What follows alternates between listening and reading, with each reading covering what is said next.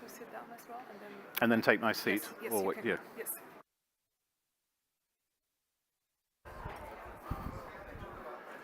Good afternoon, everybody. If you could take your seats, please. Good afternoon.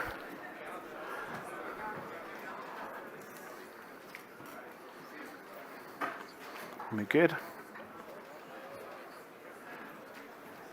My name is Robin Shepherd. I'm the Executive Director North America for GLOBSEC, and it's my pleasure to welcome you here this afternoon. We've had a lot of work to do. The Middle East and Israel is obviously a massive touchstone issue in and of itself. It also intersects with the discussion many of us have been having about Ukraine and Russia. And I think we couldn't have a better guest to talk about that than Israel's Foreign Minister, Eli Cohen. And here he comes.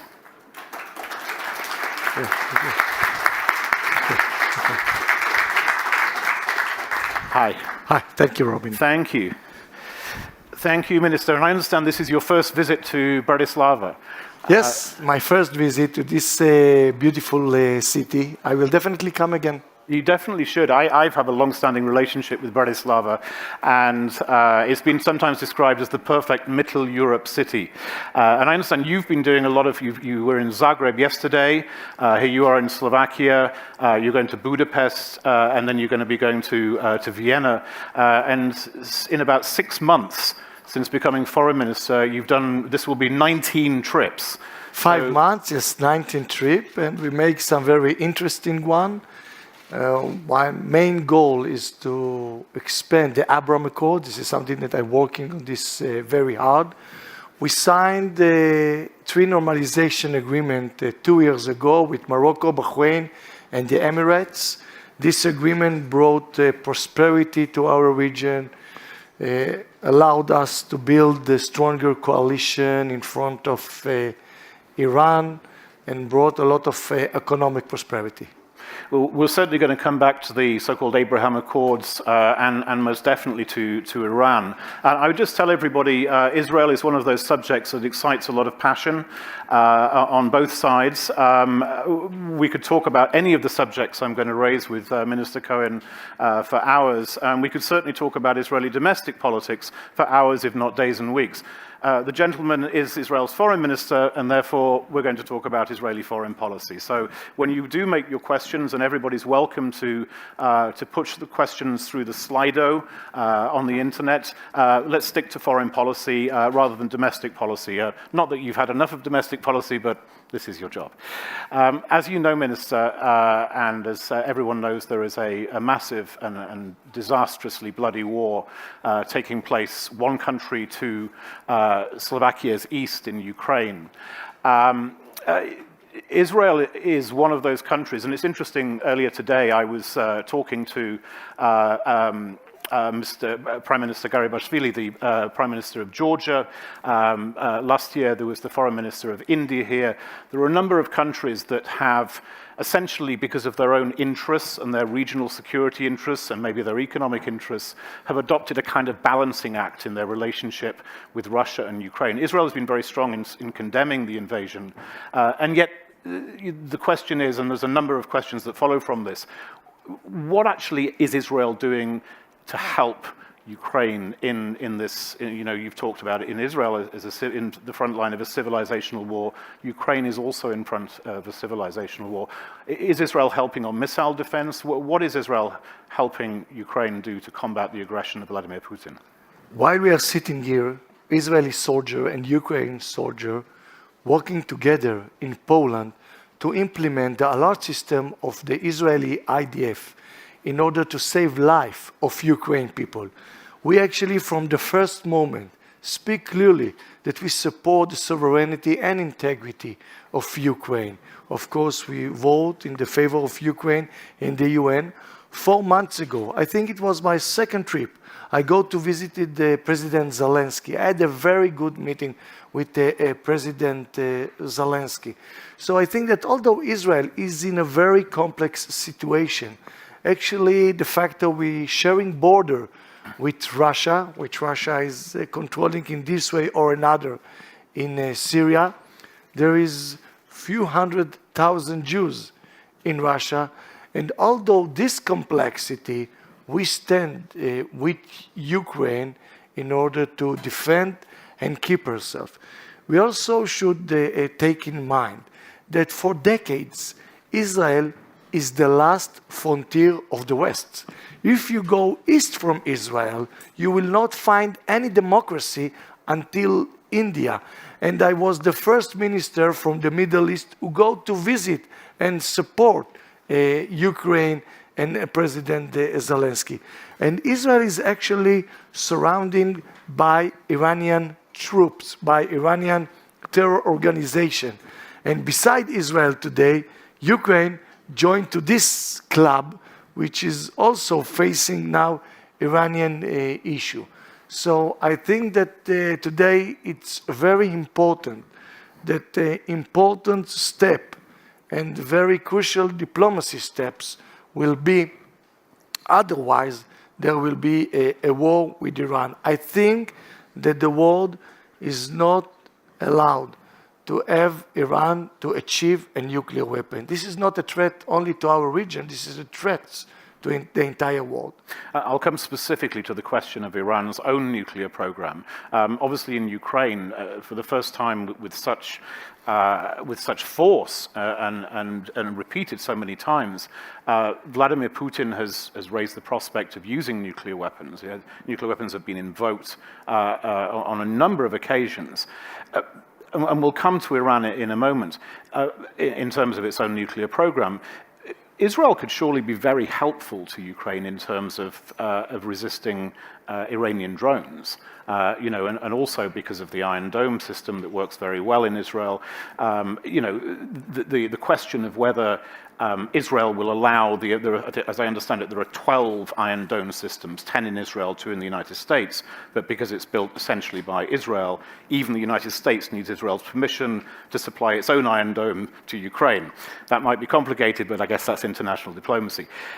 Is Iron Dome or missile defense systems that could resist Russian rockets from whichever direction, but possibly also from Iranian sources, is that something that's on the table still?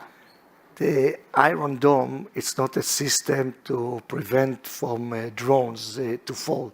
This is a different use for the Iron Dome, and unfortunately we use our Iron Dome in the last few weeks.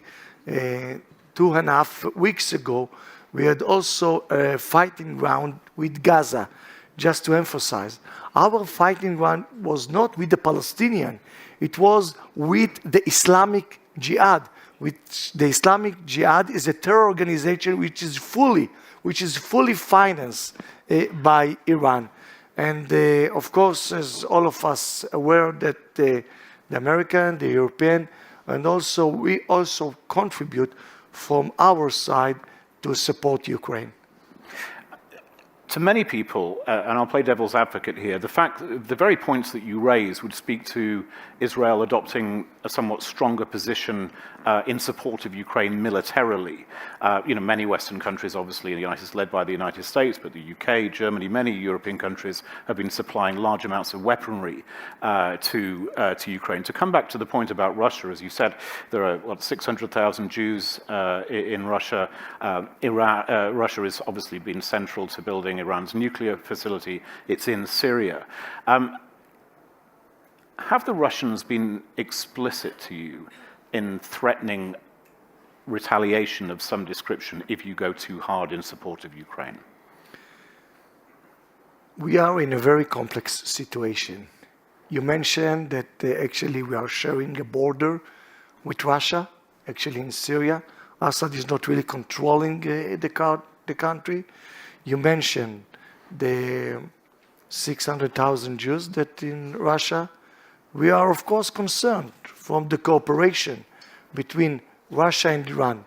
And although this complexity, we stand with Ukraine. We support Ukraine. We give a lot of assistance, although this complexity.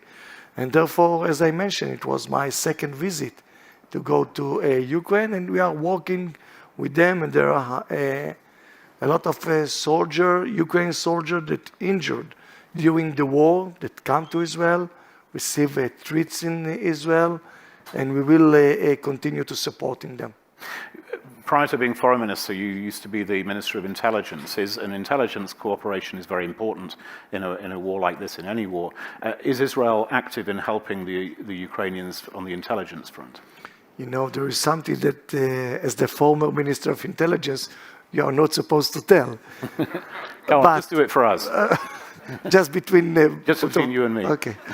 But just thing I would like to mention that Israel prevents dozens of terror attacks in Europe every year by the Iranian regime. We just published, and according to our intelligence agencies that cooperate with Greek, we prevent a terror attack of Iran, which they hired few Pakistans in order to harm Athens. 1 month ago, it was another attack that planned in France. We prevented this as well. We had a very good intelligence agencies. We had a very good cyber security system. And we are all the time sharing our know-how, our capabilities with friends. And I'm here in Bratislava, which Slovakia is a good friend, and we see Europe as a strategic partner for us.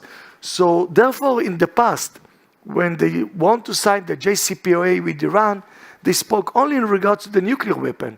But what about the issue that Iran is still financing terror organization? I would like to ask you something. Why in Lebanon there are two armies? There is the Lebanese army and there is the Hezbollah. Why any normal country need more than one army? In Israel there is one army. In Slovakia, there is one army. In France, there is one army. In the United States, there is one army. Why? Since the Iranians built an army in Lebanon that worked for the interest of Iran, therefore they destroyed Lebanon. Therefore they destroyed Syria. Therefore they destroyed Gaza, since in Gaza there is also two terror organizations. Therefore they destroyed Yemen. And what the world is doing in regard to this? And I want to tell you, it will be a very bad news to the world if Iran will able to achieve a nuclear weapon. But I want to tell you clearly that although we invest a lot in security, more than $20 billion per annum, we decided to increase our budget by 30% more, since all the option from us is on the table. Israel is the only state which another country calling for air destruction. And one country that calling to a destruction to another country cannot be a member in the UN. And let's go to the really hard edge of the question about Iran. I mean, it is perhaps the case that because of the war in Ukraine, a lot of things have slipped beneath the radar of the attention of governments and publics around the world. But I mean, relatively recently, there was talk in the United States and senior military officers about 4-star generals talking about Iran potentially being a lot closer to developing a nuclear weapon than many of us have supposed. I know you can't talk about the minutiae of the intelligence, but how far away, in your opinion, is Iran from developing a nuclear weapon? You know, there is two legs to have a nuclear weapon. The first one is the uranium enrichment, and the second one is weaponing. So it's still, they are progressing, and we show exhibition, and with a very good intelligence operation, we were entered into Tehran, and we took from them all their archive, and we showed to the world their archive and all the plans and all the system, and on the intelligence familiar with all the plans, but we were able to make such an operation. And therefore, I think that this is the time to take a hard diplomatic decision. Since in case there will not be a hard diplomatic decision, in one day or another, the war will start. So I think that the assembly in the UN in the coming September it's the right time to make those important decisions. But what are the diplomatic decisions that would make a difference? Does Iran really care about resolutions in the United Nations? What kind of measures, short of military action, does Israel believe can actually make a decisive difference to Iran's nuclear program? I think that first, the world should put a real threats on the table, since the Iranians don't believe that there is a real threat. So first, to put a military credible threat on the table, and also the snap-back sanction, and not to close eyes when there is a trade.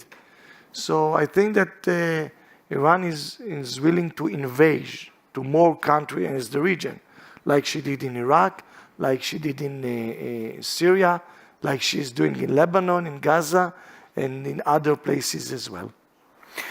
If Ukraine, I mean, there are many scenarios that, of course, have been discussed many times this week at GLOBSEC.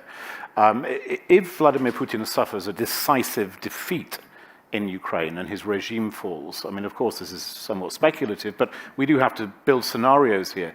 Do you think that this would actually have a negative effect on Iran, in that it would actually undermine Iran's position because Russia has actually been supportive in many ways of the Iranian regime?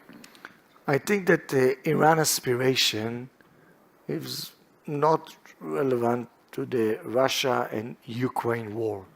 Their aspiration to achieve a nuclear weapon actually will create a lot of difficulties.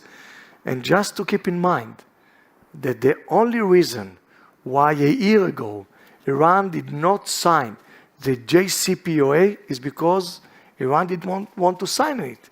Since it was a agreed draft, we besides thought it was not a good draft, since the draft did not cover all the relevant points.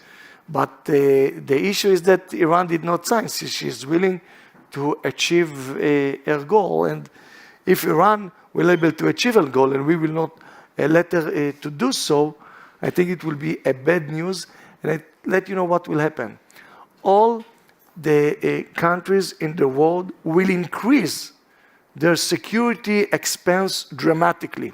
See what happened thanks to after the war between Russia and Ukraine. Most of the European countries increase their global security expense, and every normal leader prefer to take his budget and to use it for healthcare, for culture, for education, definitely less to security. So this is another thing that we should take in mind. Minister, we spoke briefly before we came on this afternoon, and you said that this was your first extended interview as Foreign Minister in the English language. So we will also broaden the discussion, and perhaps the segue into a broader discussion. There's a question on the Slido from Heinrich Kreft. You can see it in front of you, the top one. Was China's success in brokering the re-establishment of diplomatic relations between Iran and Saudi a setback for the process started by the Abraham Accords? I know that Israel has described this as a bit of a charade, the whole thing. But what is your take on the China's brokering of the Iran-Saudi agreement? I tell you, this is just a theater. It's not a real peace between Saudi Arabia and Iran. The threats on Saudi Arabia, it's one. It's Iran. And actually, 3 years ago, Iran actually attacked Saudi Arabia. And right now they decided, I would say, to calm down the situation. Probably they want to calm down the situation with the Houthis in Yemen as well. But the Saudi Arabia understand very well that they are part of the West. They want to be part of the West. They understand that the threats is coming from Iran. And I will let you something else. We are in a very good relation with most of the Arab and Muslim countries that surround Iran. All the surrounding countries, they're wishful thinking that Iran will not have a nuclear weapon. Israel is capable to protect herself and also to attack if needed so. But the other countries are not in this situation. So they hope that Israel and the entire world will help them in this complex situation. Well, let's extend that a little bit further with the Abraham Accords, which were signed at the White House, I believe, on September the 15th, 2020, with the United Arab Emirates and Bahrain, and then subsequently, I think in December, Morocco signed up, and then Sudan in January 2021, but it's a little bit unclear where that stands. Who's next to sign up? Who's next? First, I will let you know that the peace agreement between Israel and Saudi Arabia, from my point of view, is only a matter of time. Does time mean this year?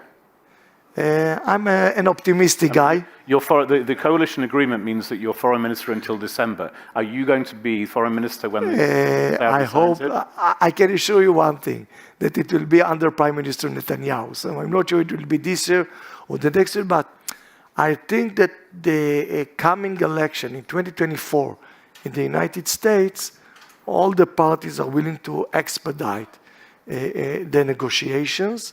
And I think that Israel and Saudi Arabia enjoy mutual interest, stopping Iran to achieve a nuclear weapon, to work together on technology, economic trade, military, intelligence, and other fields as well. So there is a lot of interest, and I'm very optimistic. Besides, there are going to be, in the beginning of July, the Negev Forum, which is the sixth country that involved in the Abraham Accord, Israel, Morocco, Bahrain, the Emirates, plus Egypt and Jordan. They're going to be a conference in the beginning of July, and I believe that at least another Arab or Muslim country, which we don't have a relation with them, will join to this forum. That's interesting, and just to be clear, you won't make a promise that this deal would be signed by December, and when you say but under Prime Minister Netanyahu, you do mean that certainly before the 2024 elections. I hope so. I hope so, since in the end of the day, the interests playing the important role. So I know that right now there is talks between the Saudi Arabians, between the American. One thing that I also would like to see that the European will be more involved in our region in expanding the peace agreement between all of us. In the beginning of the year, in January, I had a very good meeting with the president of Sudan, Burhan. Unfortunately, right now there is a civil war between the parties in Sudan.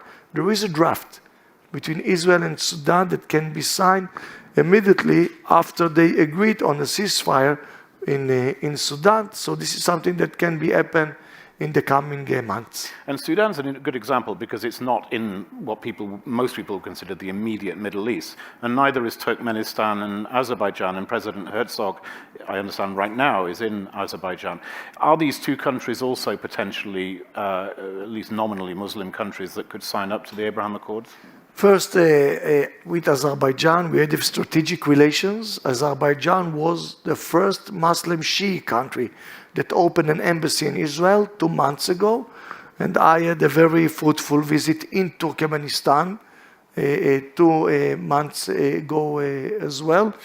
And you spoke about Sudan. We just should take in mind that when Omar Bashir was the president of Sudan, the Iranian was involved in a high volume in Sudan, and therefore it was actually a base that Iran used to smuggle weapons to the Middle East and mainly to Gaza from Sudan, and we need to bomb Sudan, the shelters of Iran, for a few times.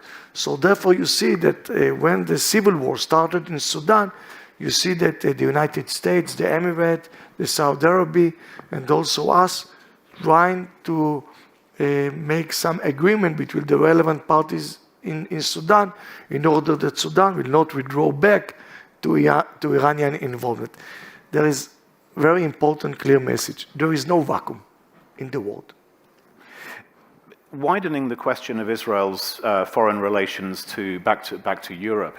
Europe's an interesting place for many, many reasons, obviously historically, but even in the relatively recent past. I mean, I well remember in the early 2000s, after the breakdown of the accords attempted to be brokered by President Clinton and the Second Intifada, there was a very strong, I mean, I think the word hostility is the right word towards Israel in a lot of Europe, and almost a generation later, it does seem that gradually, or perhaps you might say relatively quickly, there's quite a significant warming of relations. You were just in Sweden, which is a country that had a pretty bad relationship with Israel until quite recently.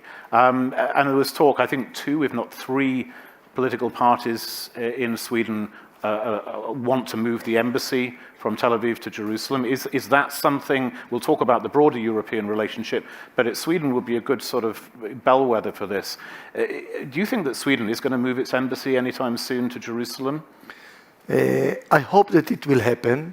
Just to let you know that the Jewish people are in Israel for more than 4,000 years, and Jerusalem is our capital for more than 3,000 years as well. We are right near in Slovakia, and the people of Israel have a very good memories from the people of Slovakia and the Czech Republic, which actually helped Israel in her first time as a state 75 years ago. You're right. With Sweden, we had some ups and downs, and I'm very glad that right now we are in a very good relations with Sweden. I actually also was surprised that 3 out of the 8 parties in Sweden support to move their embassy to Jerusalem. And I'm sure that there will be one country from the European Union that will declare that she will move her embassy to Jerusalem in the next 3 months. One country from the European Union? Yeah. So not the UK. I was going to say it might be the UK, not the UK. And you won't tell us which one it is? Or which one you hope it may be? They asked me that it will be some official announcement, so it will be in the next 3 months. Okay. Is it a large European country, a medium size? I tell you, it's important European country. An important. Well, as a diplomat, you wouldn't say any country is unimportant, but we'll be watching that. Taking it even more broadly than Europe, although Europe is part of this, and please address the point about there's a difference between the nation states of Europe and the bureaucracy of the European Union in Brussels, where there are divergent views often about Israel. President Biden has talked on many occasions about an inflection point. And what he seems to mean by that is that China and Russia in particular, and also Iran and other authoritarian regimes that don't respect the liberal world order, they're in a conflict with the democracies. Where do you see Israel's place in that inflection point? Israel is definitely a part of the Western world, of the United States, of Europe. Israel is the only democracy in the Middle East. What we see that in the last 1.5 years after the war between Ukraine and Russia started, the European view and the Israeli view became much closer, and we see that the European right now understand very well the threats that is coming from Iran. And of course, it's important to say that actually Israel is stopping Iran, their wishful invasion to another places as well. And actually we are working for it, and therefore we see a very positive trend for the relation between Israel and the EU. We're jumping around a little bit towards the end of the conversation. We've got about 5 minutes left or so, maybe a little bit more. Just to bring in questions from the slider. There is Sandra Kahdahouri, apologies for getting your name wrong, from Keeping Channels Open, who asked a question which relates to this really, and comes back to the United States. Would the Abraham Accords have been agreed without President Trump, or was he instrumental? We think that President Trump was very instrumental. I think that the world is looking that the the leaders will use their power for favor and good things. And I think that to have 3 peace agreement in our region, it was a fantastic news. He also had a very important decision to move the American embassy to Jerusalem, and everyone said, what will happen if he will move the embassy? And nothing, of course, was happened. And we really appreciate it. And I think that he familiar the threats from Iran very clearly, and he told to those countries that he will stand with them. And we see the fruits till today. I mean, one aspect of it, I mean, Israel is a small country by population, but I don't know whether it's still the case, but people used to always quote the stat that after the United States, Israeli companies were the second most quoted on the NASDAQ. I don't know whether that's still the case, but certainly Israeli technology companies and Israel technology is a very significant factor in the global economy, especially with the digital revolution, of course. When you're dealing with other countries, I mean, there are all sorts of levels of diplomacy, but one is simply, you know, a quid pro quo. I mean, Israel can offer something and somebody else offers something to you. I mean, we talked about Azerbaijan, and frankly, you offer them weapons and they give you oil. I mean, that's the reality, isn't it? What about technology? How powerful a tool in your diplomacy is Israeli technology? I tell you something.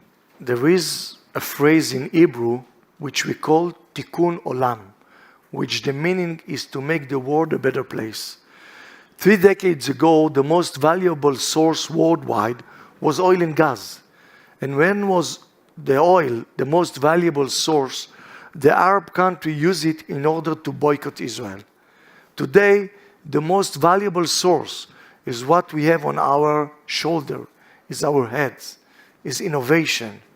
Israel is the world #1 who invests in R&D. 5.4% of our GDP is going to R&D. Israel is the world #1 in Nobel Prize per capita, in number of startup per capita. And we are using our technology to use it for the humanity. Just to let you know that, for example, there is a company in Israel called Mobileye. Besides, she bought by Intel for $15 billion. I think that right now she traded for $40 billion. This, the Mobileye system, it's a system that allowed and prevent car accident. Thanks to her system, she saved life of thousands of people every year. We are very glad that we were able to invent drugs for a deadly cancer. So Israel is a small country. We are only 10 million people. We are in a very problematic area, but we are willing to share our know-how, our capabilities with friends. This is what we do. We don't boycott anyone. And we also spoke about using our energy source to help Europe after to diversify their source of energy. We spoke about some innovation and technology cooperation. We also spoke today with Slovakia to work together to have some joint venture in automotive technology as well. So we don't put condition. We are willing to share our capabilities. As we draw this very interesting discussion to a close, I live in Washington, I'm obviously British, as you can tell by my accent. I live in Washington, D.C. I get up every morning and I watch MSNBC's Morning Joe. I then flip over to the other side to watch Fox News, and I watch CNN. And one thing I can tell you is that America is consumed now wall to wall with the 2024 elections. Are you in any way concerned, or perhaps it doesn't make as much difference to Israel as it does perhaps to countries in Europe? First of all, that the United States is bound to turn inward somewhat because it's entering this very tense electoral cycle. And secondly, you know, Donald Trump could return to power. Maybe it'll be DeSantis, maybe it'll be Joe Biden, maybe the Democrats will surprise us with an unexpected new candidate. Is this something that you are concerned about as foreign minister? Do you have to watch, or are there more longer and deeper lines of continuity where it doesn't ultimately matter that much who wins the US elections? We in Israel respect democracy. We never interfere in any country, definitely not in the US. The American citizen, like in any other democratic state, they will decide who will be the leaders. And we are willing to work with the Republican, with the Democrats. For us, we are indifferent. Just our wishful is that the American will be, of course, involvement in our regions, since we think that our region affect the entire world. And also, as I mentioned, that I hope that we'll see also Europe involved more in our region as well. I'm told I have a couple of minutes left, so let's just talk finally about a country that's very important in your region, which is Turkey. Turkey has just had an election. President Erdogan has won. That's not disputed. Relations between Turkey have sort of gone from highs to very lows and seem to be on the way back up again. And I noticed that both President Herzog and Prime Minister Netanyahu called President Erdogan to congratulate him and to try and move relations forward. How important a player for you and for the region is Turkey? And are Israel's relations with Turkey really getting back to where they were before, let's say, 2010 and the Mavi Maria and all those incidents that caused such terrible problems between the two countries? Turkey is a very important and strategic players in our region. I met President Erdogan 3 months ago. Israel was the first country who sent a humanitarian and rescue team to Turkey after the last earthquake. We were very fortunate that our rescue team, which we sent the second largest delegation, almost 500 people, that they were saved, 19 Turkish people out of the rebel. So I think that after this important rescue mission of Israel, we see that the relations between Israeli and Turkey improve. Thank you. One very quick final question, since we are in Slovakia, and I see on the slider, it says Israel is one, it's an anonymous questioner, Israel is one of the countries that has gas deposits and is starting to export it. Can Slovakia be a place for exporting gas of Israeli provenance? Will you sell gas to Slovakia? The answer is definitely yes. Right. We will send to all our European friends. We will definitely sell to Slovakia. There is one issue that right now we had our gas discovery, but we don't have our own LNG plant. So we look to find the LNG plant. And definitely I discuss it with my colleague, the foreign ministry, to sell our gas to our friends in Slovakia, of course, as well. And across here, and does that actually make a difference? This is the last one. Yeah, well, it's kind of it was the second to last one, but it's the same as the last one. Does this actually potentially make a difference to Russia's ability to blackmail Europe? I mean, is Israel going to be a big enough supplier to actually make a significant proportionate difference to gas supplies in Europe? I think that the diversification will come from few sources. It will come from Norway. It will come from Israel. It can come from another countries in the Middle East. But we are definitely willing to help in this important issue and sell our gas, of course, to Europe as well, and particularly to Slovakia. Thank you. Just before I thank the Minister and ask you to join me in doing so, don't leave your seats. There's 10 minutes of very important stats about what's going on in this part of the world from GLOBSEC's Katarina Klingova and Dominika Hajdu. So please stay where you are and listen. It's really good information. But really, I do want to thank you, Minister Cohen. It's been a pleasure and a very informative discussion. Ladies and gentlemen, please thank me in joining Eli Cohen. Thank you.